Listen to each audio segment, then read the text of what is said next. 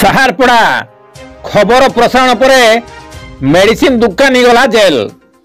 Police गिरफ करी court चालान करिछि जणे medicine दुकानी को भूल इंजेक्शन देई जणे छात्रर जीवन नहीं जाइथिबा अभियोग रे गिरफ करिछि पाटना पुलिस।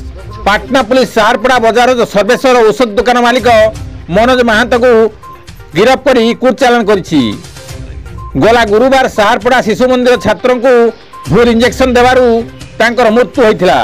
मृत छात्र पंडापड़ा थाना धरापड़ा ग्रामर विजय कुमार मुंडा पुओ सुखदेव मुंडा। सुखदेव को कुंडिया होइथिया बेले उक्त मेडिसिन दुकान को जाइथिबा बेले मनोज तांको इंजेक्शन देइथिले। ए नै पाटना थाना रे 351/24 रे एक मामला रुजु होइथिला एवं घटगां एडीपीओ प्रभात कुमार त्रिपाठी एहार तदंत करी एही सूचना दैछंती। कविंद्र राउत का रिपोर्ट केडी न्यूज ओडिया।